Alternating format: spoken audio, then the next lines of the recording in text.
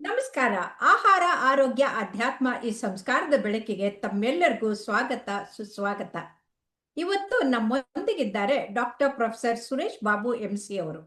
ಅವರು MD general medicine ಮಾಡಿ, ಮುಂದೆ DM ಮೆಡಿಕಲ್ ಆಂಕಾಲಜಿ ಮಾಡಿ, ಈಗ professor head of the department of medical oncology, Kidwai memorial institute of ಆಂಕಾಲಜಿಯಲ್ಲಿದ್ದಾರೆ.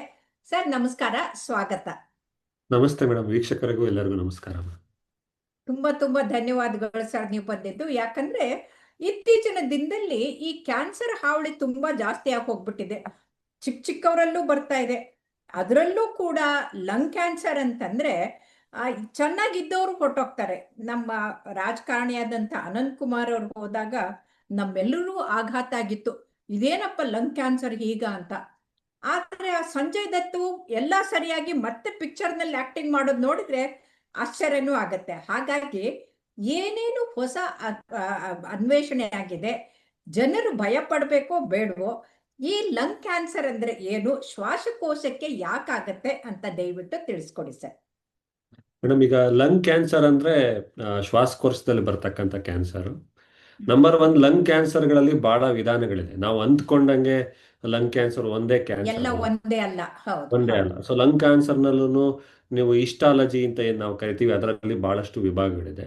So lung cancer ನಮ್ಮ ದೇಶದಲ್ಲಿ, ಪ್ರಪಂಚದಲ್ಲಿ ನಂಬರ್ ಒನ್ ಕ್ಯಾನ್ಸರ್. ಈಗ ನೀವು ನೋಡ್ತಾ ಹೋದ್ರೆ, ನೀವು ತುಂಬಾ ಎಲ್ಲಾ ದುಃಖ ಕ್ಯಾನ್ಸರ್ ಸರ್. ಗಳಲ್ಲೂ ಲೀಡಿಂಗ್ ಕ್ಯಾನ್ಸರ್ ನೋಡಿದ್ರೆ ಅದು ಲಂಗ್ ಕ್ಯಾನ್ಸರ್. ಸೊ ಹೌದು ಲಂಗ್ ಕ್ಯಾನ್ಸರ್ಗೆ ಮೂಲ ಕಾರಣ ತಂಬಾಕು ಸೇವನೆ. ಅದು ಮೇಜರ್ ಹೌದು ಫ್ಯಾಕ್ಟರ್ ಹೌದು ಆಗಿ ನಾವು ಹೌದು ಕಂಡುಹಿಡಿದಿದೆ. ಬಟ್ ಹೌದು ತಂಬಾಕು ಸೇವನೆ ಮಾಡದೇ ಇರೋರಲ್ಲೂ ಲಂಗ್ ಕ್ಯಾನ್ಸರ್ ಬರಬಹುದು. ಬರಬಹುದು. ಸೊ ಲಂಗ್ ಕ್ಯಾನ್ಸರ್ ಬರ್ಲಿಕ್ಕೆ ಮೇನ್ ಕಾರಣ ತಂಬಾಕು ಸೇವನೆ. ಎರಡನೇದು ಏನಂದ್ರೆ ಪ್ಯಾಸಿವ್ ಸ್ಮೋಕಿಂಗ್. ಮನೆಯಲ್ಲಿ ಹೌದು ಯಾರೋ ಸ್ಮೋಕ್ ಮಾಡ್ತಿರ್ತಾರೆ, ಅದರ ಪರಿಣಾಮ ಕುಟುಂಬದಲ್ಲಿರ್ತಕ್ಕಂಥ ಬೇರೆ ವ್ಯಕ್ತಿಗಳಿಗೂ ಆಗ್ತಕ್ಕಂಥ ಎಲ್ಲ ಒಂದು ಬರುತ್ತೆ. ಹೌದು ಇದೊಂದು. ಹೌದು ಮೂರನೇದು ಪೊಲ್ಯೂಷನ್. ಈಗ ನಾವು ಇವಾಗ ಏರ್ ಪೊಲ್ಯೂಷನ್ ತುಂಬಾ, ನಾವಿರ್ತಕ್ಕಂಥ ಸಿಟಿಗಳಲ್ಲಿ ಏನು ಧೂಳು, ಆಮೇಲೆ ವಾಹನದಿಂದ ಬರ್ತಕ್ಕಂಥ ಪೊಲ್ಯೂಷನ್ಗಳೆಲ್ಲ ತುಂಬಾ ಜಾಸ್ತಿ ಎಕ್ಸಾಸ್ಟ್ಗಳು. ಹೌದು ಜಾಸ್ತಿ ಇದೆ. ಮೂರನೇ ವಿಚಾರ ಬಂದು ಆಕ್ಯುಪೇಷನಲ್ ಹಜಾರ್ಡ್ಸ್. ಈ ಕೆಲವೊಂದು ಗ್ಲಾಸ್ ಇಂಡಸ್ಟ್ರಿ ಅಂತ ಹ್ಮ್ ಇಂಡಸ್ಟ್ರಿಗಳಲ್ಲಿ ಕೆಲಸ ಮಾಡ್ತಕ್ಕಂಥವ್ರಿಗೆ ಕೂಡ ಲಂಗ್ ಹ್ಮ್ ಕ್ಯಾನ್ಸರ್ ಬರ್ಬೋದು. ಸೊ ಮೇಜರ್ಲಿ ತಂಬಾಕು ಸೇವನೆ, ಪೊಲ್ಯೂಷನ್ನು, ಆಗ ಅದ್ರ ಜೊತೆ ಏನು ಆಕ್ಯುಪೇಷನ್ ಅಲ್ಲ ಕೆಲಸ ಮಾಡ್ತಾ ಇದ್ದಾರೆ, ಇವು ಲಂಗ್ ಹ್ಮ್ ಕ್ಯಾನ್ಸರ್ಗೆ ಬರ್ತಕ್ಕಂಥ ಮೂಲ ಕಾರಣಗಳು. ನಾನು ಹಾಗೆ ತಮ್ಗೆ ಹೇಳಿದಾಗೆ ಲಂಗ್ ಕ್ಯಾನ್ಸರ್ ಒಂದೇ ಅಲ್ಲ, ಇದರಲ್ಲಿ ಬಹಳಷ್ಟು ವಿಧಾನಗಳಿದೆ. ಅದಲ್ಲದೆ ಹೌದು ಇದು ಪ್ರಪಂಚದಲ್ಲಿ ನಂಬರ್ ಒನ್ ಕ್ಯಾನ್ಸರ್ ಆಗಿದೆ. ನಮ್ಮ ದೇಶದಲ್ಲೂ ಕೂಡ.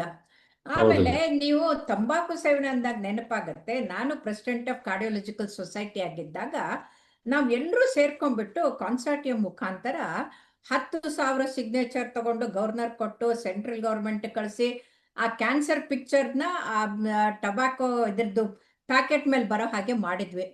ಆದ್ರೆ ಹೌದು ನೋಡಿ, ಈಗ ಬರೋ ಪಿಕ್ಚರ್ಗಳಲ್ಲಿ ಬ್ಯಾನ್ ಮಾಡಿದ್ರು ಕೂಡ ಬರೀ ವಿಲನ್ಗಳಲ್ಲ, ಹೀರೋಗಳು ಕೂಡ ಸೇದಕ್ ಶುರು ಮಾಡಿದ್ದಾರೆ. ಅದನ್ನು ನೋಡ್ಬಿಟ್ಟು ಮಕ್ಕಳಿಗೆ ಭಯ ಅನ್ನೋದೇ ಹೊಟ್ಟೋಗ್ಬಿಟ್ಟಿದೆ. ಈ ಶಾಲೆಗೆ ಹೋಗೋ ಮಕ್ಕಳು ಕೂಡ ಶುರು ಮಾಡ್ಬಿಟ್ಟಿದ್ದಾರೆ ಹುಕ್ಕಾ ಕ್ಲಿನಿಕ್ ಇಂದ. ಹಾಗಾಗಿ ಈಗ ಜನರು ಅರ್ಥ ಮಾಡ್ಕೊಳ್ಳಬೇಕು, ಸಾವು ಬಂದು ಅದು ಸಾಯೋದ್ರ ಬದಲು ಅದ್ ಬರದ ಹಾಗೆ ನೋಡ್ಕೊಳ್ಳೋದು ಬಹಳ ಮುಖ್ಯ ಅಂತಂದು. ಆಮೇಲೆ ಇದನ್ನ ಹೇಗೆ ಕಂಡು ಹಿಡಿತೀರಿ ಸರ್? ಚಿಕಿತ್ಸೆ ಮಾಡೋ ಬದಲು ಕಂಡು ಹಿಡಿಯೋದು ಹೇಗೆ? ಮೇಡಮ್, ಲಂಗ್ ಕ್ಯಾನ್ಸರ್ಗೆ ಆಕ್ಚುಲಿ ಅದರಲ್ಲಿ ಇರ್ತಕ್ಕಂಥ ಗುಣಲಕ್ಷಣಗಳಿಂದ ಕಂಡುಹಿಡಿಬಹುದು. ಹ್ಮ್ ಒಂದು ಏನಾಗುತ್ತೆ ದೇಹದಲ್ಲಿ, ಕ್ಯಾನ್ಸರ್ ಫಸ್ಟ್ ಶುರುವಾದಾಗ ಅರ್ಲಿ ಸ್ಟೇಜ್ಗಳಲ್ಲಿ ಉಂಟಾಗ್ತಕ್ಕಂಥ ಏನು ಪರಿಣಾಮಗಳು ಹ್ಮ್ ತುಂಬಾ ಕಡಿಮೆ. ಅದಕ್ಕೆ ಹೌದು ಬಹಳಷ್ಟು ಜನ ನಮ್ಮ ಸಮಾಜದಲ್ಲಿ ಅಥವಾ ಪ್ರಪಂಚದಲ್ಲಿ ಅರ್ಲಿ ಸ್ಟೇಜ್ ಕ್ಯಾನ್ಸರ್ ಅಲ್ಲಿ ಬರೋಲ್ಲ. ಏನಾಗುತ್ತೆ, ಬರೋದೇ ಇಲ್ಲ. ಹಾ ಯಾವುದೋ ವಿಚಾರಕ್ಕೆ ಎಕ್ಸ್ರೇ ಹೋಗಿರ್ತೀರಿ, ಯಾವುದೋ ವಿಚಾರಕ್ಕೆ ಸ್ಕ್ಯಾನ್ ಮಾಡಿಸ್ಕೊಳಕ್ ಹ್ಮ್ ಹೋಗಿರ್ತೀರಿ, ಆಗ ಹ್ಮ್ ಏನೋ ಒಂದು ಸಣ್ಣ ಗಡ್ಡೆ ತರ ಹ್ಮ್ ಕಾಣಿಸ್ಕೊಂಡ್ರೆ ಹಂಗ್ ಡಿಟೆಕ್ಟ್ ಆಗೋವೆ early stage cancer. Otherwise hmm ಬಹಳಷ್ಟು ಕ್ಯಾನ್ಸರ್ಗಳು ಅಡ್ವಾನ್ಸ್ ಸ್ಟೇಜ್ ಅಲ್ಲಿ ಬರ್ತದೆ. ಹ್ಮ್ ನಂಬರ್ ಒನ್ ರೋಗ ಲಕ್ಷಣ ಬಂದು ಕೆಮ್ಮು. ಬಹಳ ಹೌದು ಹೌದು ದಿನಗಳಿಂದ ಕೆಮ್ಮಿದೆ, ಯಾವುದೇ ಟ್ರೀಟ್ಮೆಂಟ್ ತಗೊಂಡ್ರು ಕಡಿಮೆ ಆಗ್ತಿಲ್ಲ ಅಂದ್ರೆ ಅವಾಗ ಅದನ್ನ ಎವಾಲ್ಯೂಯೇಷನ್ ಮಾಡ್ಬೇಕಾಗ್ತದೆ. ಹೌದು ಹೌದು ಕೆಮ್ಮು ಬರುವಾಗ ಅದರಲ್ಲಿ ರಕ್ತ ಬರುವಂತದ್ದು, ನೀವು ತುಂಬಾ ಹ್ಮ್ ಕೆಮ್ಮಿದಾಗ ಏನಾದ್ರು ಸ್ವಲ್ಪ ರಕ್ತ ಬಂದ್ರೆ ಹ್ಮ್ ಅದು ಹ್ಮ್ ಲಂಗ್ ಕ್ಯಾನ್ಸರ್ನ ಲಕ್ಷಣ ಇರ್ಬೋದು. ಎಸ್ಪೆಷಲಿ ಆ ವ್ಯಕ್ತಿ ಹ್ಮ್ ತುಂಬಾ ತಂಬಾಕು ಸೇವನೆ ಮಾಡ್ತಕ್ಕಂಥ ಸ್ಮೋಕರ್ ಆಗಿದ್ರೆ ಅದರಿಂದ ಅದೊಂದು ಲಕ್ಷಣಗಳಿರ್ಬೋದು. ಮೂರನೇದು ಉಪ್ಸ ಬರುವಂತದ್ದು. ನೀವು ತುಂಬಾ ಹ್ಮ್ ಮುಂಚೆ 10 ಮೀಟರ್ ನಡೀತಿದ್ರಿ, 100 ಮೀಟರ್ ನಡೀತಿದ್ರೆ ಏನು ತೊಂದರೆ ಇರ್ತಿರ್ಲಿಲ್ಲ, ಈಗ ಸ್ವಲ್ಪ ದೂರಕ್ಕೆ ತಮಗೆ ಉಪ್ಸ ಬರ್ತಾ ಇದೆ ಅಂದ್ರೆ ಅದು ಲಂಗ್ ಕ್ಯಾನ್ಸರ್ನ ಲಕ್ಷಣಗಳಿರ್ಬೋದು. ಹ್ಮ್ ಇದು ಅಲ್ಲದೇನೆ ಲಂಗ್ ಕ್ಯಾನ್ಸರ್ ಕೆಲವೊಮ್ಮೆ ಅಡ್ವಾನ್ಸ್ ಸ್ಟೇಜ್ ಅಲ್ಲಿ ಯಾವ್ದಾದ್ರು ಭಾಗಗಳಿಗೆ ಸ್ಪ್ರೆಡ್ ಆದಾಗ, ಫಾರ್ ಎಕ್ಸಾಂಪಲ್ ಏನಾದ್ರು ಮೂಳೆಗೆ, ಎಸ್ಪೆಷಲಿ ಹ್ಮ್ ಬಹಳಷ್ಟು ಭಾಗ ಬೆನ್ನು ಮೂಳೆಗೆ, ನಾವೇನ್ ಸ್ಪೈನ್ ಅಂತ ಕರಿತೀವಿ, ಅದಕ್ಕೆ ಸ್ಪ್ರೆಡ್ ಆಗುತ್ತೆ. ಸೊ ಹ್ಮ್ ತುಂಬಾ ಬೆನ್ನು ನೋವು ಬರ್ತಕ್ಕಂಥದ್ದು, ಹ್ಮ್ ಅಥವಾ ಹೊಟ್ಟೆನಲ್ಲಿ ನೀರು ತುಂಬಿಕೊಳ್ಳೋದು, ಅಥವಾ ಹ್ಮ್ ಜಾಂಡೀಸ್ ಬರ್ತಕ್ಕಂಥದ್ದು, ಹ್ಮ್ ಇವೆಲ್ಲ advance stage of lung cancer hmm ಲಕ್ಷಣಗಳಿರ್ಬೋದು. ಬಟ್ ಇವೆಲ್ಲ ಏನಾದ್ರು ಬಂದ್ರೆ ಇಮಿಡಿಯೇಟ್ ಆಗಿ, ಎಸ್ಪೆಷಲಿ ಹ್ಮ್ ಸ್ಮೋಕರ್ ಹ್ಮ್ ಆಗಿರುವಂತವ್ರು ಇಮಿಡಿಯೇಟ್ ಆಗಿ ವೈದ್ಯರ ಹತ್ರ ಹೋಗ್ಬಿಟ್ಟು ತೋರಿಸ್ಕೊಂಡು ಎವಾಲ್ಯೂಯೇಷನ್ ಮಾಡಬೇಕಾದ ಅವಶ್ಯಕತೆ ಇರ್ತದೆ ಮೇಡಮ್. ಹೌದು ಹೌದು. ಯಾಕಂತಂದ್ರೆ ಆಗ್ಲೇ ಸೆಕೆಂಡ್ರೀಸ್ ಬಂದು ಬೇರೆ ಕಡೆಗೆಲ್ಲ ಸ್ಪ್ರೆಡ್ ಆಗಿ ಯಕೃತಕ್ಕೂ ಹೊಟ್ಟೆಗೂ ಮೂಳೆಗೂ ಎಲ್ಲಾ ಕಡೆಗೂ ಸ್ಪ್ರೆಡ್ ಆದಾಗ ಬರೋದು ಆವಾಗ ತುಂಬಾ ಲೇಟ್ ಆಗುತ್ತೆ, ಹೌದು ಚಿಕಿತ್ಸೆ ಮಾಡೋದು ಕೂಡ ಕಷ್ಟ ಆಗತ್ತೆ. ಈಗ ಹೌದು ಇದನ್ನ ಕಂಡುಹಿಡಿಯಕ್ಕೆ ಯಾವ್ದಾದ್ರು ಹೊಸದಾದಂತ, ಇದು ಎಕ್ಸ್ರೇ ಅಲ್ದನೆ ಮತ್ತಿನ್ಯಾವ್ದಾದ್ರು ವಿಧಾನಗಳಿದೆನಾ ದಯವಿಟ್ಟು ತಿಳಿಸಿ ಸರ್. ಮೇಡಮ್, ಈಗ ಲಂಗ್ ಕ್ಯಾನ್ಸರ್ಗೆ ನಾವು ಕಡೆ ಕಂಡಿಡ್ಲಿಕ್ಕೆ ಎಕ್ಸ್ರೇ ಅಲ್ಲದೆ ಈಗ usually low dose C T ಅಂತ ಮಾಡ್ತೇವೆ. ಹಾ ಎಸ್ಪೆಷಲಿ ಏನೋ ಸ್ಮೋಕರ್ಸ್ ಅಲ್ಲಿ ವರ್ಷಕ್ಕೆ 2 ವರ್ಷಕ್ಕೊಮ್ಮೆ ಸಿ ಟಿ ಸ್ಕ್ಯಾನ್ ಹ್ಮ್ ಮಾಡ್ತಾರೆ. ಇದು ಏನು ರೇಡಿಯಾಲಜಿ ಎಕ್ಸ್ಪೋಜರ್ ತುಂಬಾ ಕಡಿಮೆ ಇರೋಂಥದ್ದು. ಇದು ಹೊಸ್ದಾಗಿ ಹ್ಮ್ ಬರ್ತಿರ್ತಕ್ಕಂಥದ್ದು. ಯೂಶುವಲಿ ಇದು ಎಲ್ರಿಗೂ ಮಾಡ್ಲಿಕ್ಕೆ ಹೋಗಲ್ಲ, ಯಾಕಂದ್ರೆ ನೀವು ಹ್ಮ್ ಎಲ್ರಿಗೂ ಸ್ಕ್ಯಾನ್ ಮಾಡಿಸೋದು ಒಳ್ಳೇದು ಎಲ್ಲ, ರೇಡಿಯೇಷನ್ ಎಕ್ಸ್ಪೋಜರ್ ಆಗ್ತದೆ.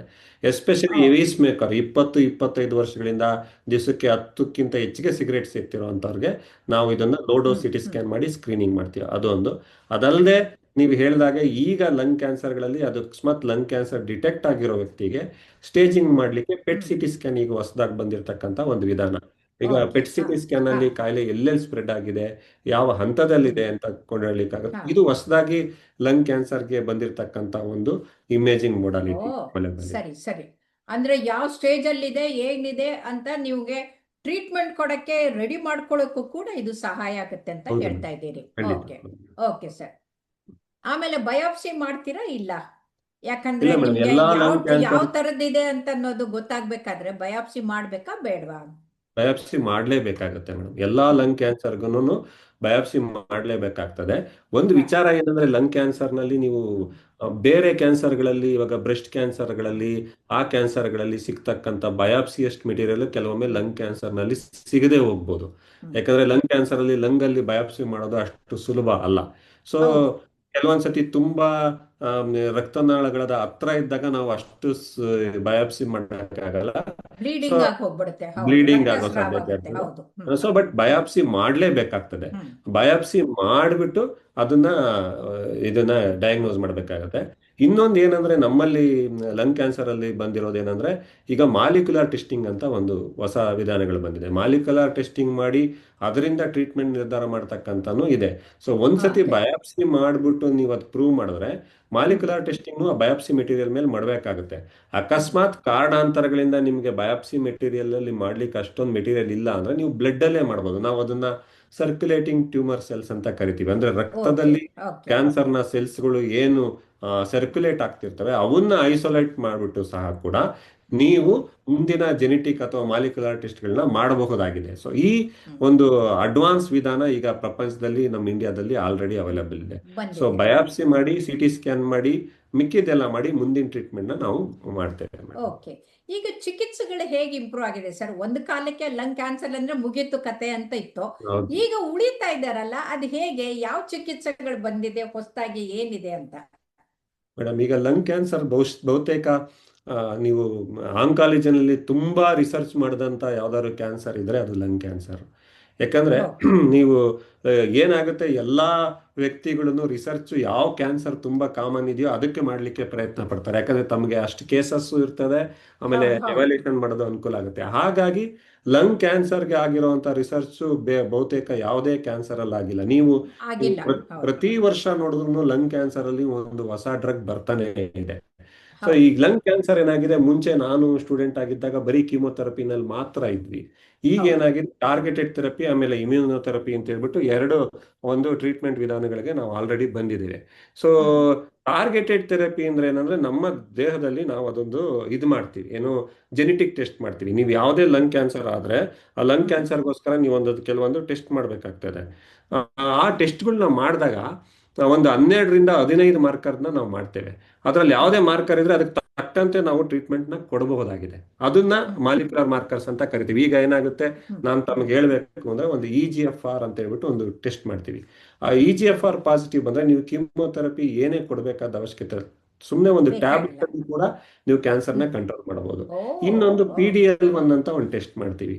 ಅದರಲ್ಲಿ ಇಮ್ಯುನೋಥೆರಪಿಯನ್ನ ಕೊಡ್ಬೋದು. ತಾವು ಹ್ಮ್ ಆಗ್ಲೇ ಮಾತಾಡ್ತಾ ಮಾತಾಡ್ತಾ ಸಂಜಯ್ ದತ್ ಬಗ್ಗೆ ತಾವು ಒಂದು ಹೇಳಿದ್ರಿ.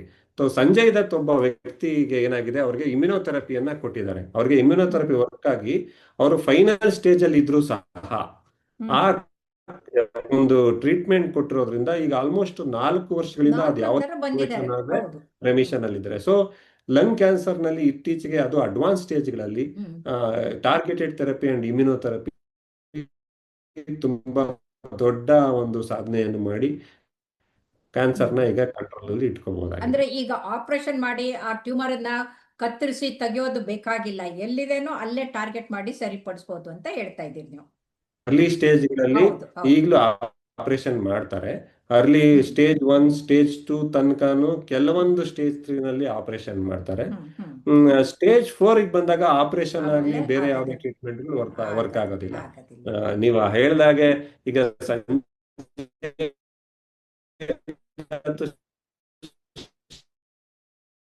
ಸ್ಟೇಜ್ 4 ಅಡ್ವಾನ್ಸ್ಮೆಂಟ್ ಆಗಿದೆ ಅನ್ನೋದು ಇದೊಂದು ಪವಾಡನೆ ಅಂತ ಹೇಳ್ಬೇಕು. ಹಾಗಾದ್ರೆ ಈಗ ಆದಷ್ಟು ಬೇಗನೆ ಡಿಟೆಕ್ಟ್ ಆದ್ರೆ, ಈಗ ಬೇರೆ ಕಾಯಿಲೆಗಳನ್ನಂತೀವಿ, ಆ ಅರ್ಲಿ ಹೌದು ಡಿಟೆಕ್ಷನ್ ಎಷ್ಟು ಮಹತ್ವ, ಆಮೇಲೆ ಹೇಗ್ ಮಾಡ್ಬೋದು ಸರ್ ಇದನ್ನ? ಮೇಡಮ್. ನೀವು ಸ್ಟೇಜ್ 1 80ಕ್ಕೂ ಹೆಚ್ಚು ಭಾಗ ರೋಗಿಗಳನ್ನ ಗುಣಪಡಿಸಬಹುದಾಗಿದೆ. ಪೂರ್ತಿ ಸೊ ಅದರಿಂದ ಗುಣಪಡಿಸ್ಬೋದು. ಅರ್ಲಿ ಸ್ಟೇಜ್ ಅಲ್ಲಿ ಡಿಟೆಕ್ಟ್ ಮಾಡುವಂತದ್ದು ಬಹಳ ಬಹಳ ಮುಖ್ಯ ಆಗ್ತದೆ. ಸೊ ಅಡ್ಡದಾಗ ಕ್ಯೂರ್ ರೇಟ್ ಕಡಿಮೆ ಆಗ್ತದೆ, ಡಾಕ್ಟರ್ಗೂ ಗುಣ ಮಾಡೋದು ತುಂಬಾ ಕಷ್ಟ ಆಗ್ತದೆ. ಸೊ ಅರ್ಲಿ ಡಿಟೆಕ್ಟ್ ಮಾಡೋದಕ್ಕೆ ನಾನು ಆಗ್ಲೇ ಹೇಳ್ದಾಗೆ ಈಗ ತುಂಬಾ ಸ್ಮೋಕರ್ ಆತರ ರಿಸ್ಕ್ ಫ್ಯಾಕ್ಟರ್ಸ್ ಇರೋ ಅಂತವ್ರು ವರ್ಷಕ್ಕೊಂದ್ಸತಿ ಆದ್ರೂ ಚೆಕ್ ಮಾಡ್ಕೋಬೇಕು. ಈ ಕೆಲವೊಂದು ಕಂಪನಿಗಳು ನೀವೆಲ್ಲ ನೋಡಿದಾಗೆ ಮಾಸ್ಟರ್ ಹೆಲ್ತ್ ಚೆಕಪ್ ಅಂತ ಹೇಳ್ಬಿಟ್ಟು ಪ್ರತಿ ವರ್ಷ ಮಾಡ್ತಾರೆ. ಅದು ಒಂಥರ ಒಳ್ಳೇದೇನೆ. ಪ್ರತಿ ವರ್ಷ ಒಂದು ಚೆಕ್ ಮಾಡಿ ಆರೋಗ್ಯದ ಬಗ್ಗೆ ಕಾಳಜಿ ವಹಿಸುವಂಥದ್ದು. ಆಮೇಲೆ ಎಸ್ಪೆಷಲಿ ನಿಮ್ಗೆ ತುಂಬಾ ಕೆಮ್ಮು, ಉಬ್ಸ ಅಥವಾ ಕೆಮ್ಮಿನಲ್ಲಿ ರಕ್ತ ಬರ್ತಿದ್ರೆ ಒಡನೆ ಡಾಕ್ಟರ್ ಹತ್ರ ಹೋಗಿ ತೋರಿಸುವಂಥದ್ದು. ಸ್ಮೋಕರ್ ಆಗಿದ್ರೆ ಅಥವಾ ಏನೇ ಆಗಿದ್ರೆ ತಂಬಾಕು ಸೇವನೆಯಿಂದ ದೂರ ಇರೋವಂಥದ್ದು. ಅದಕ್ಕಿಂತ ಒಳ್ಳೆ ಇದೇ ಇಲ್ಲ. ಯಾಕಂದ್ರೆ ಸ್ಮೋಕರ್ಸ್ ಆಗ್ಲೇ ಕೆಮ್ತಾ ಇರ್ತಾರೆ, ಅದು ಸ್ಮೋಕಿಂಗ್ ಇಂದ ಬಂದಿದ್ ಕೆಮ್ಮು ಅಥವಾ ಕ್ಯಾನ್ಸರ್ ಇಂದ ಬಂದಿದ್ದು ಗೊತ್ತೇ ಆಗೋದಿಲ್ಲ, ಹಾಗಾಗಿ ತಡವಾಗಿ ಬಂದ್ಬಿಡ್ತಾರೆ ಅಂತ. ಹೌದು. ಇನ್ನೊಂದ್ ಏನಂದ್ರೆ ಸ್ಮೋಕರ್ಸ್ ಅವ್ರನ್ನ ಮಾತ್ರ ಅವರು ತೊಂದರೆ ಮಾಡಲ್ಲ, ಕುಟುಂಬದವ್ರನ್ನ, ಸೊಸೈಟಿನ ಎಲ್ಲಾನು. ಸೊ ಹಾಗಾಗಿ ನೀವು ಸ್ಮೋಕಿಂಗ್ ನಿಲ್ಸೋದ್ರಿಂದ ಬಹುತೇಕ ಕ್ಯಾನ್ಸರ್. ಸೊ ಲೋಡ್ ಮಾಡೋ, ಎಕ್ಸ್ರೇ ಮಾಡೋ ಬಂದಾಗ ತರಿಸೋದ್ರಿಂದ ಅರ್ಲಿ ಸ್ಟೇಜ್ ಅಲ್ಲಿ ನಾವು ಕ್ಯಾನ್ಸರ್ನ. ಈಗ ನಾನು ಸ್ಮೋಕಿಂಗ್ ಏನಂತಂದ್ರೆ, ಸ್ಮೋಕಿಂಗ್ ಸೂಯಿಸೈಡ್, ನನ್ನ ತಾನು ಸಾಯಿಸ್ಕೊಳ್ತಾರೆ. ಹೋಮಿಸೈಡಲ್ ಅಂದ್ರೆ ಸುತ್ತಲೂ ಇದ್ದವ್ರಿಗೂ ಸಾಯಿಸ್ತಾರೆ. ಜಿನೋಸೈಡಲ್ ಯಾಕಂದ್ರೆ ಆ ತಂಬಾಕು ಗಿಡದ ಮರಗಳನ್ನ ಕಾಡನ್ನ ಕಡಿದು ಹಾಳು ಮಾಡ್ತಾರೆ. ಜಿನೋಸೈಡಲ್ ಅಂತ ಹೇಳಿ. ಒಂದ್ ನಿಮಿಷ ಸರ್, ಯಾಕಮ್ಮ ಈಗ ಕ್ಯಾನ್ಸರ್ ನ ಪ್ರಿವೆಂಟ್ ಮಾಡ್ಲಿಕ್ಕೆ ಏನ್ ಮೇಡಮ್, ಒಂದು ತಂಬಾಕು ಹಾಗೂ ಆಲ್ಕೋಹಾಲ್ ಇಂದ ದೂರ ಇರುವಂತದ್ದು. ಯಾವುದೇ ತರದ ತಂಬಾಕು ಸೇವನೆ, ನೀವು ಗುಟ್ಕಾ, ಪಾನು, ಸ್ಮೋಕಿಂಗ್, ಆಮೇಲೆ ಆಲ್ಕೋಹಾಲ್ ದೂರ ಏನಂದ್ರೆ ನೀವು ಪದ್ಧತಿಯಲ್ಲಿ ಬದಲಾವಣೆ. ನೀವು ನೋಡಿದ್ರೆ ನಮ್ಮ ಭಾರತದ ಏನ್ ಆಹಾರ ಪದ್ಧತಿ ಇತ್ತು, ಅವಾಗ ನಾವಿಷ್ಟು ಕ್ಯಾನ್ಸರ್ ನೋಡ್ತಿರ್ಲಿಲ್ಲ. ಬದಲಾಗಿದೆ ನಮ್ಮಲ್ಲಿ. ಪಾಶ್ಚಿಮಾತ್ಯ ನಮ್ಮ ಡಯಟ್ರಿ ಹ್ಯಾಬಿಟ್ಸ್ ಆಗಿರೋದ್ರಿಂದ ತುಂಬಾ ಇದಾಗಿದೆ. ಆಮೇಲೆ ಲಘು ವ್ಯಾಯಾಮ ಎಲ್ಲರೂ ಪ್ರತಿ ದಿವಸ ಮಾಡ್ಲೇಬೇಕು. ನೀವು ದಿವಸಕ್ಕೆ ಅರ್ಧ ಗಂಟೆಯಿಂದ 1 ಗಂಟೆ ಅಟ್ಲೀಸ್ಟ್ ಸ್ವಲ್ಪ ಸ್ವೆಟ್ಟಿಂಗ್ ಬರೋ ತನಕನಾದ್ರೂ ನೀವು ಲಘು ವ್ಯಾಯಾಮ ಮಾಡ್ಲೇಬೇಕಾಗ್ತದೆ. ಆಮೇಲೆ ಬೊಜ್ಜಿದ್ರೆ ಬೊಜ್ಜು ಕರಗಿಸೇ ಒಂದು ಮಾಡ್ಬೇಕಾಗ್ತದೆ. ಬೊಜ್ಜುನೇ ಬಹಳಷ್ಟು ಕ್ಯಾನ್ಸರ್ಗಳಿಗೆ ಕೂಡ ಒಂದು ಕಾರಣ ಆಗ್ತದೆ. ಸೊ ಯಾವುದೇ ರೀತಿಯ ತಂಬಾಕು ಸೇವನೆ. ಇನ್ನೊಂದೇನಂದ್ರೆ ಕೆಲವೊಂದು ಕ್ಯಾನ್ಸರ್ಗಳು ಇನ್ಫೆಕ್ಷನ್ ಇಂದ ಬರುತ್ತೆ. ತಮಗೆ ಗೊತ್ತಿದ್ದಂಗೆ ಸರ್ವೈಕಲ್ ಕ್ಯಾನ್ಸರ್ ಇನ್ಫೆಕ್ಷನ್ ಇಂದ ಬರ್ತದೆ. ಈಗ ಸರ್ವೈಕಲ್ ಕ್ಯಾನ್ಸರ್ ವ್ಯಾಕ್ಸಿನ್ ಬಂದಿದೆ. ಸೊ ಹೆಣ್ಣು ಮಕ್ಕಳಿಗೆ 12 ವರ್ಷ ಮೇಲ್ಪಟ್ಟವ್ರಿಗೆ ಆ ವ್ಯಾಕ್ಸಿನ್ ಹಾಕ್ಸ್ಕೊಳ್ಳೋದ್ರಿಂದ ಆಲ್ಮೋಸ್ಟ್ 90ಕ್ಕೂ ಹೆಚ್ಚು ಭಾಗ ಸರ್ವೈಕಲ್ ಕ್ಯಾನ್ಸರ್ ವ್ಯಾಕ್ಸಿನ್ ತಡೆಯಬಹುದಾಗಿದೆ.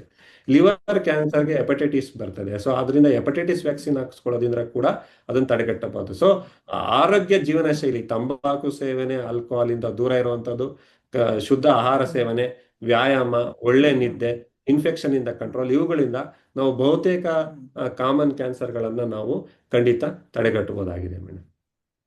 ಧನ್ಯವಾದಗಳು ಸರ್, ತುಂಬಾ ತುಂಬಾ ಧನ್ಯವಾದಗಳು.